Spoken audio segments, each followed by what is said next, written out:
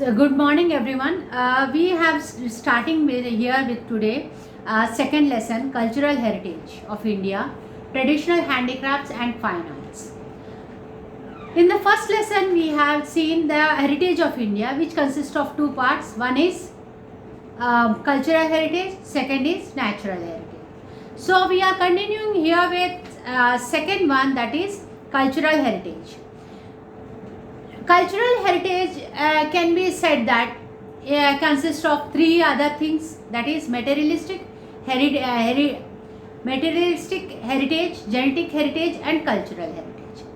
Here materialistic heritage मतलब जैसे आपके फोर फादर्स ने जो आपको मटेरियल्स दिए हैं, मतलब लैंड है, आपके घर हैं, आपके जो घर में जो और चीज़ें वस्तुएं हो सकती हैं, लाइक आपके घर में कोई तलवार वगैरह रखी हों, आइडल्स रखी हों, ये सब वो है मटेरियलिस्टिक हेरिटेज जो आप बहुत संभाल के रखते हो क्योंकि ये बहुत पुराना है, एंटीक है करके इसको संभाल के रख।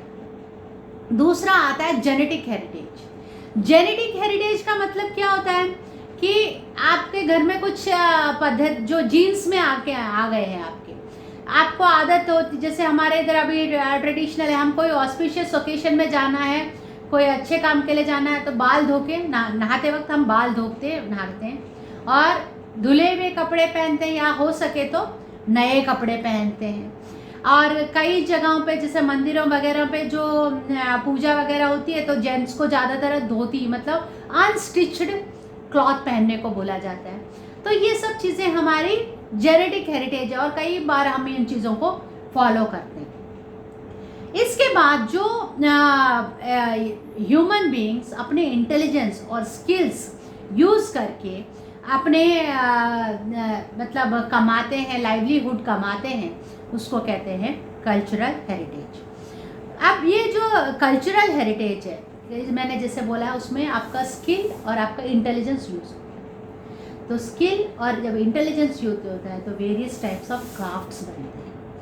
क्राफ्ट्स जो मतलब वेरियस टाइप्स, लाइक क्राफ्ट्स में क्या आएंगे, आपके हैंडीक्राफ्ट्स, आर्ट, ड्राइंग, सब उसके अंदर आते हैं।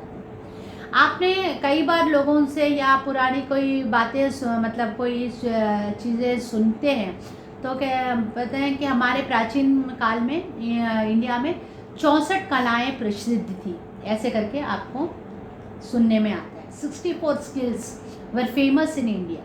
उस 64 skills में एक चोरी भी एक स्किल होता है, पता है आपको। Anyway, coming to the point, there are 64 types of skills were prevalent in our ancient India।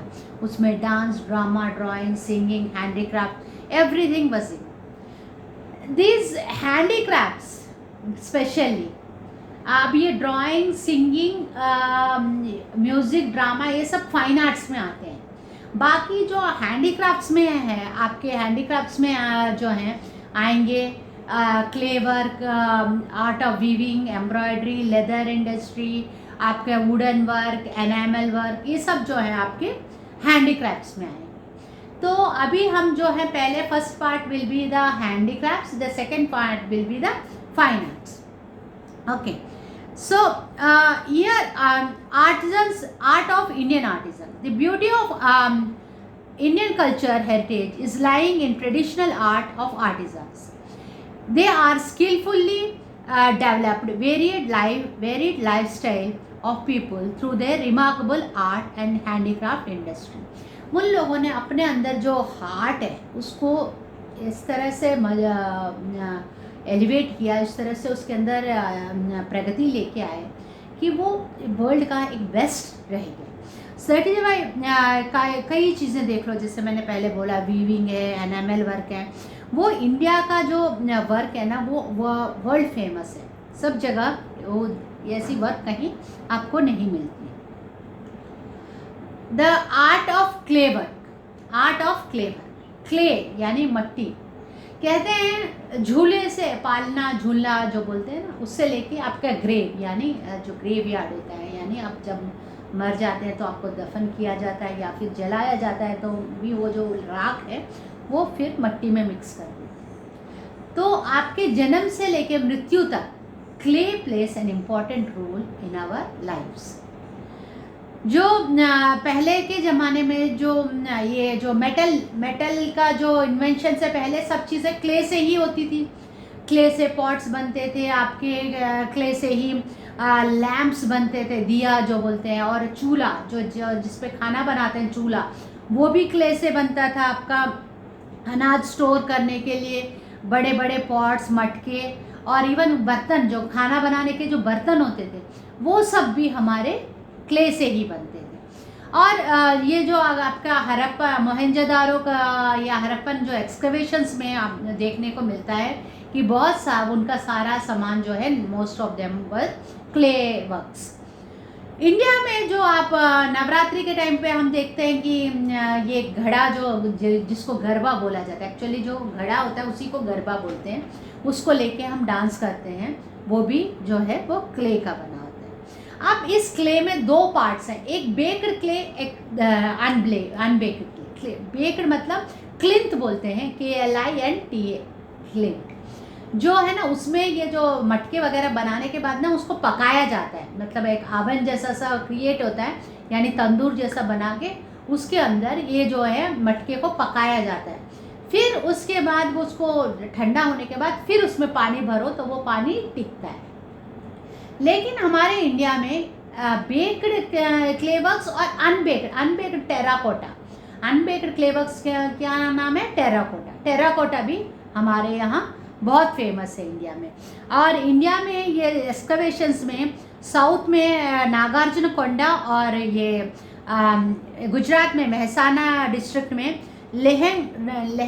लहंगांज में जो है ये जो वर्क्स हैं वो मिले हैं। और ये क्ले वर्क जो है इंडिया में मतलब अभी नहीं, बहुत पहले से ये थे यहाँ।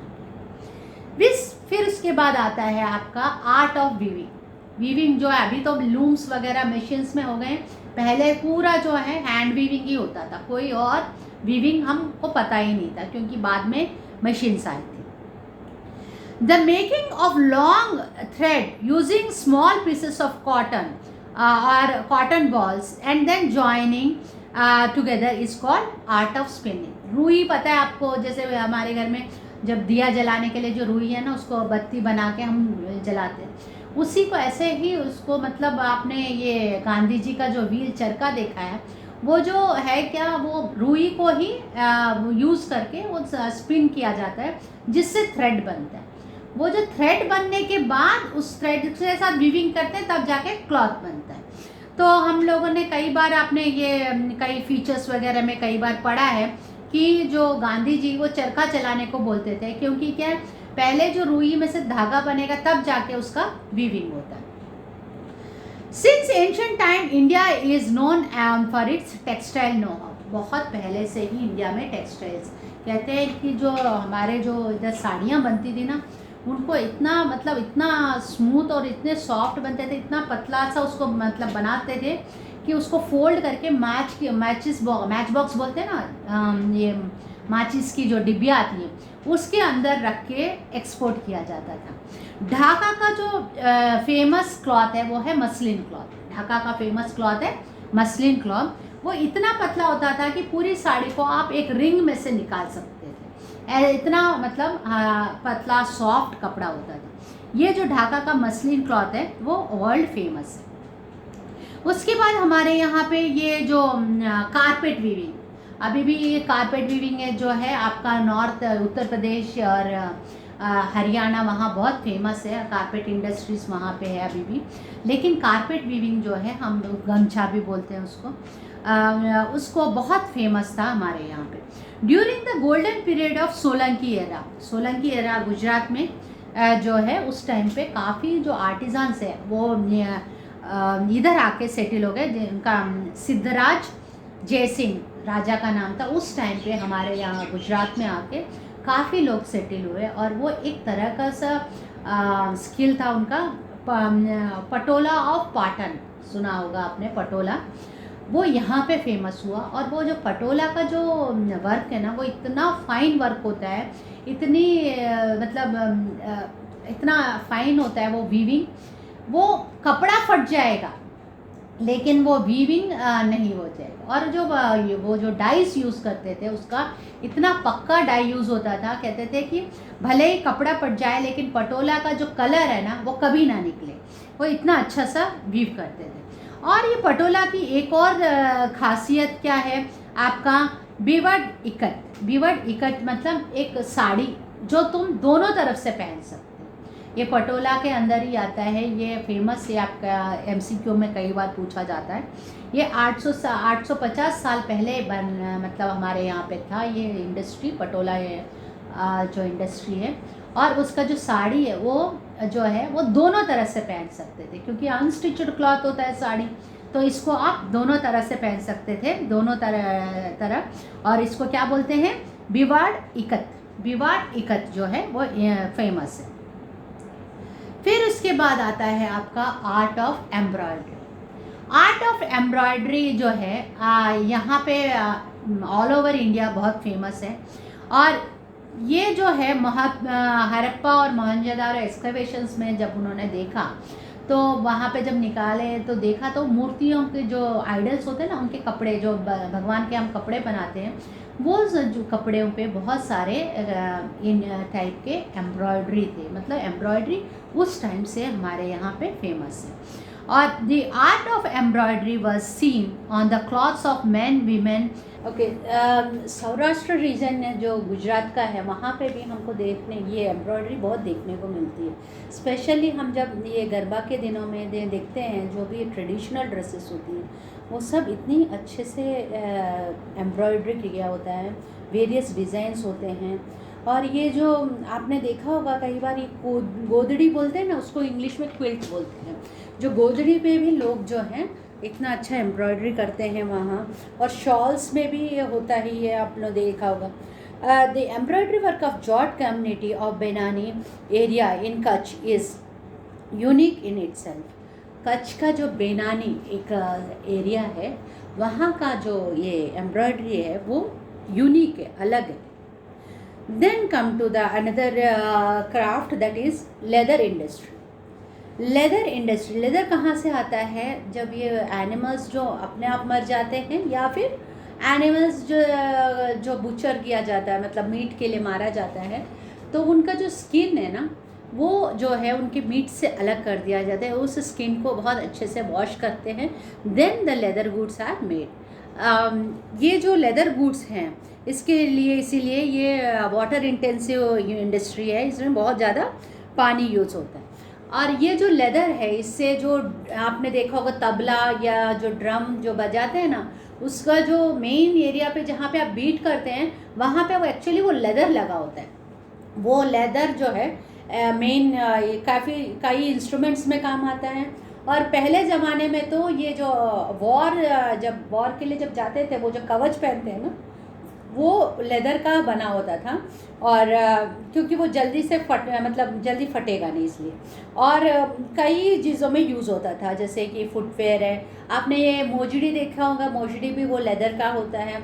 और specially in Rajasthan you will find the leather goods made of camel skin. Camel skin के बने हुए पर्सेस, आपके बैग्स और even footwear is more available in Rajasthan. इन सब के लिए इवन जो हमारे जो हाथी घोड़े के ऊपर जो बैठने के लिए आसन जैसे, मतलब बैठने के लिए जो पोजीशन बनता है ना, वो भी सब लेदर का बना होता है। और ये जो और फिर इनको चलाने के लिए जो चाबुक होता है वो भी लेदर। ये जब ये बहुत पहले, मतलब नॉट दिस प्रेजेंटली, तो ये सब चीज़ें मशीन्स में बनती है, लेकिन बहुत पहले से ये हाथों से बनता था। और जो लेदर इंडस्ट्री है इंडिया का, it is one of the best industry in that time. Okay, this is the first part of this chapter. I will be loading the second part tomorrow. Okay, have a nice day.